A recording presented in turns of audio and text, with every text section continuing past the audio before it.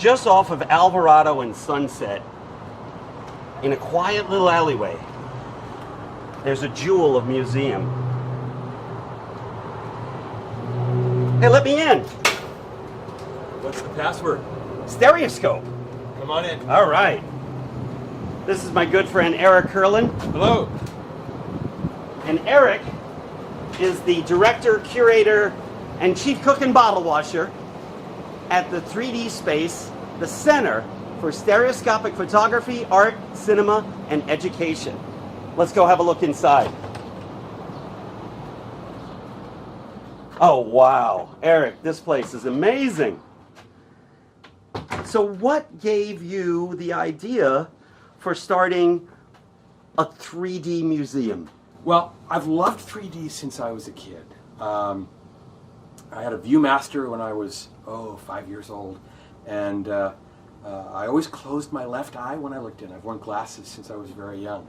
And one day when I was about 7, I opened my left eye while I was looking into the ViewMaster, and the picture literally popped into 3D, and I was hooked.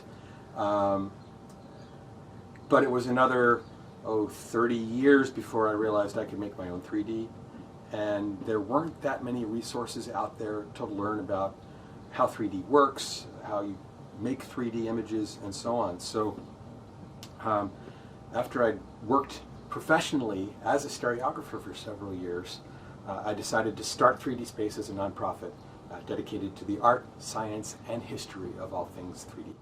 And you've acquired quite a collection here of things. Tell us about just a few of them. For instance, I see a stereoscope right there. Oh, sure. There's a whole bunch of lenticulars that look absolutely amazing. Well, part of our goal here at 3D-Space is to cover everything stereoscopic. I like to say if you see depth in it with 2 eyes, it's part of what we cover.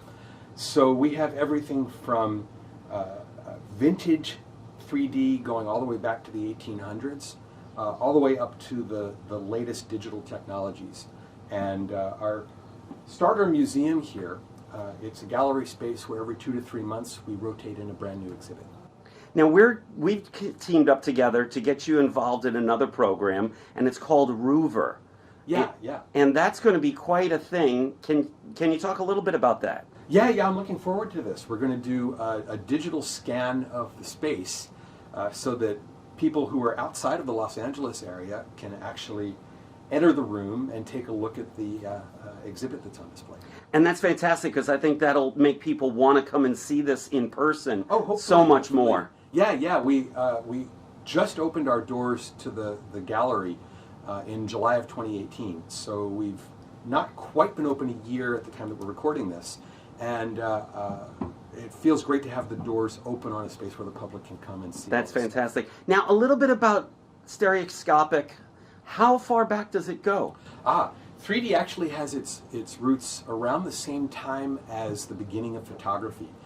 Back in 1838, a British scientist named Charles Wheatstone was the first to theorize and actually write down that we see depth in stereo because we've got 2 eyes set about 2.5 inches apart that see 2 slightly different views of the world.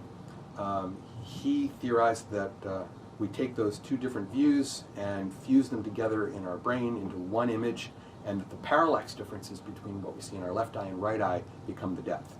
And he proved it by building the first stereoscope. He built a device that used a pair of mirrors to allow your left eye to look at one drawing and your right eye to look at a second drawing. The drawings were drawn from 2 different perspectives, and he proved with that we actually could see depth from 2 flat images. That's so cool. In fact, he coined the term stereoscopic, which comes from the Greek scopic, meaning to see, and stereo meaning solid. So stereoscopic actually means to see something solid or to see something real. That's excellent. Now, you've also got one of the newest stereoscopic devices here. Yeah, Let's turn the camera around and take a look at this. This is pretty cool. I hope everybody can see what's going on here. Tell us a little bit about this. This is called the Looking Glass. It's a brand new multi-view display.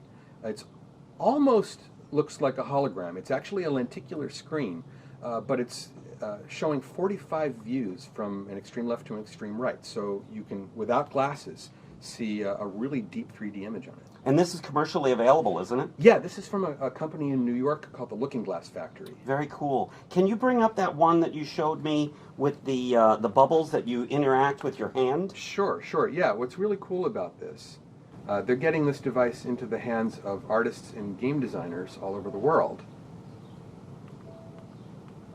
who are creating all kinds of applications for it. And it actually is an interactive device. I've connected a leap motion hand tracking controller to it. Right. So not only do you get a 3D image on screen, but you can use your hands to interact with it. How cool is that? That is just so cool.